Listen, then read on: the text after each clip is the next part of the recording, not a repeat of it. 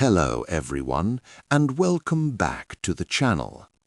If you want to understand real English, the kind of English used in news, global stories, and serious conversations, you're in the right place. In this video, you will listen to a real-style story told in simple English. This is not a biography. This is not political news.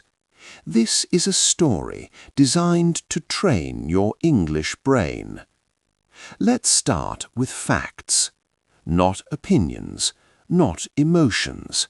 Facts. The world has seen many moments when powerful countries captured, detained, or removed foreign leaders, directly or indirectly. So, when a headline appears like "Trump catches Maduro," your brain does not reject it immediately. Why? Because history already prepared you for it. 1. Why this headline feels possible.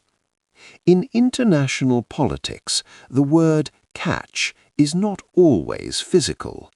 It can mean arrest, detention, forced transfer, capture through allies, legal capture, extradition.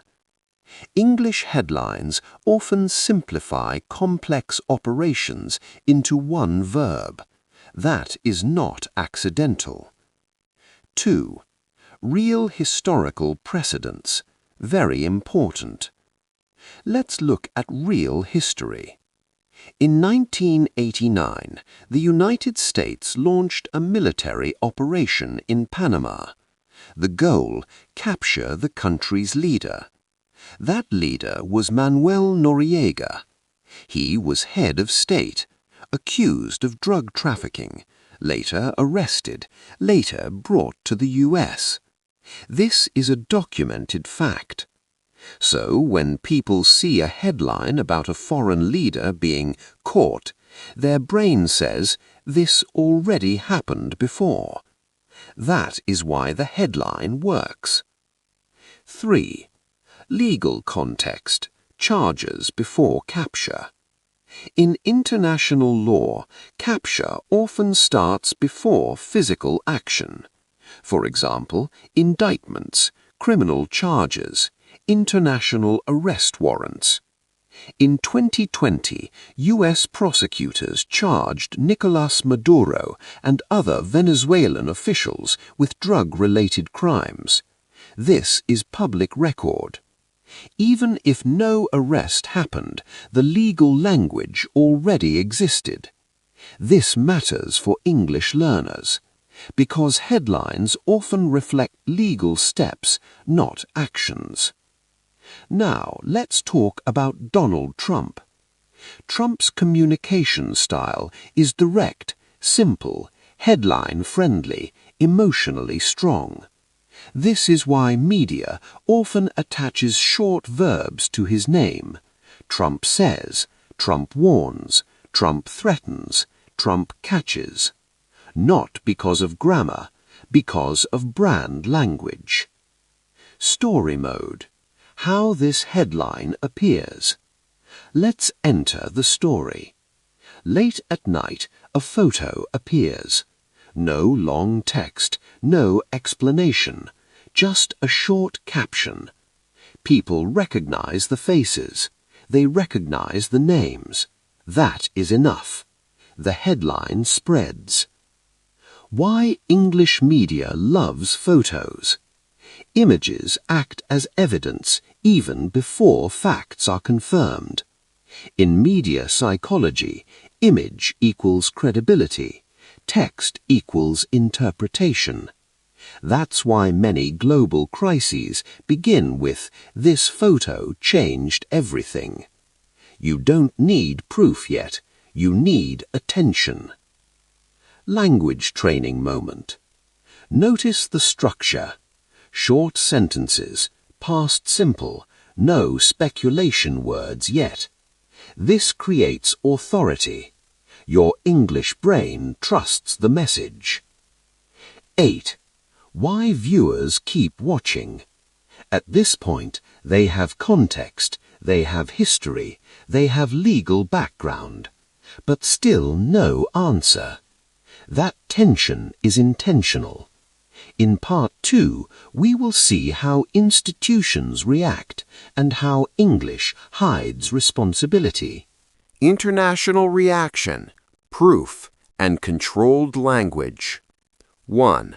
What always happens next in real life? When something involves a head of state, military action, and international law, one organization must respond: the United Nations. 2. The role of the United Nations. Fact. The United Nations does not arrest leaders, but it reacts, warns, documents, and sets legal tone. That reaction becomes part of the story. 3. A real example of UN language. When major military actions happen, the UN often says things like, "We are concerned." This sets a dangerous precedent. International law must be respected. This language is consistent across decades. 4. Enter the UN Secretary-General. At the time, the Secretary-General of the UN is Antonio Guterres. His job is not to accuse, his job is to warn. That is why his words always sound careful, serious, indirect. 5. Story mode continues. A press conference is held. Cameras click. The tone is calm but tense. He does not confirm details. He does not deny them either. He says, "This is a dangerous example." That sentence matters because it does not judge the action, it judges the precedent. 6. Why precedent is a powerful word. In English legal language, precedent equals future permission. If one country does this today, another can do it tomorrow. That is the real fear. 7. Proof without details. English institutions often use tone, timing, and silence as evidence.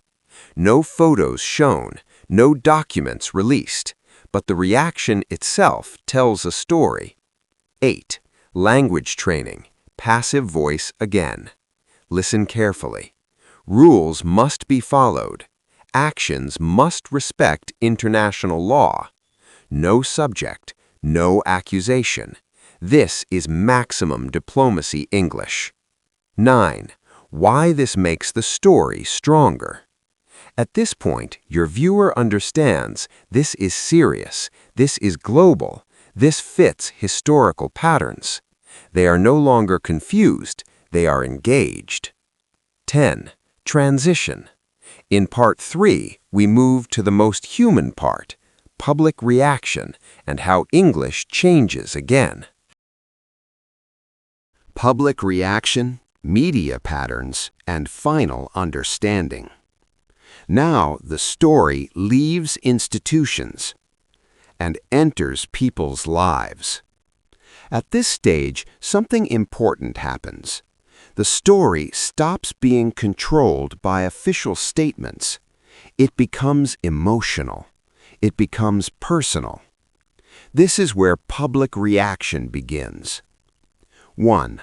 How public reaction always looks. Fact. In every global crisis, the same pattern appears.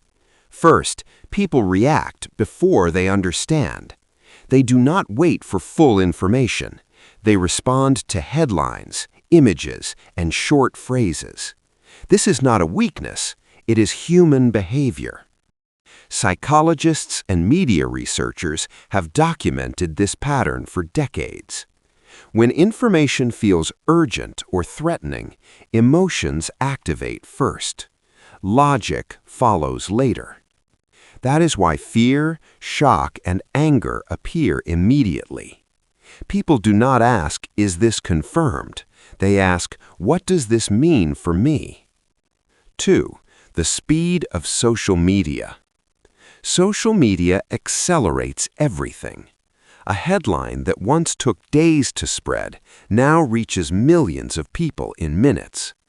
Comments appear instantly: agreement, doubt, sarcasm, panic. Each comment adds another emotional layer to the story. The original event becomes less important than the reaction to it. This is why public perception often forms before facts are fully known. 3. Media amplification. Media organizations understand this dynamic. They know attention is limited. They know uncertainty keeps people watching. So headlines multiply. Different outlets use different wording, different emphasis, different tone, but the core story remains the same. This creates information noise. For many people, this noise feels overwhelming. But for English learners, this repetition is actually helpful. The same ideas appear again and again using slightly different language. This allows patterns to become visible. 4. Reaction language is simple. During moments of uncertainty, language becomes simpler. People do not speak in complex sentences. They do not use advanced grammar. They say, "This is scary. This is unbelievable. This changes everything." These sentences matter. They are not academic English. They are real English. They show how meaning can be strong even when grammar is simple. This is an important lesson. Fluency is not about complexity. It is about clarity. 5. Emotional logic in English. English follows emotional logic during crises. First comes surprise, then concern, then speculation. This order repeats again and again. Media stories follow the same structure: 1. Shock, 2. Reaction, 3. Analysis. Understanding this order helps you follow the story even when details are missing. You are not lost, you are following a pattern. 6. Why the story feels complete. At this point, the viewer has everything needed. You now understand the historical background, the legal context, the institutional reaction, the public response. This creates a full narrative. Not because every question is answered, because every layer is present. Completion does not require certainty, it requires structure. 7. The open ending, very important. Notice something important. There is no final answer. No clear conclusion appears. This is not a mistake. In real life, global stories rarely end quickly. They pause, they evolve, they fade. English reflects this reality. That is why phrases like "the situation is ongoing," "developments are expected," "reactions continue," appear so often. The story stays open. 8. Why open endings hold attention. The human brain dislikes unfinished narratives. When a story remains open, curiosity stays active, attention remains engaged, memory strengthens.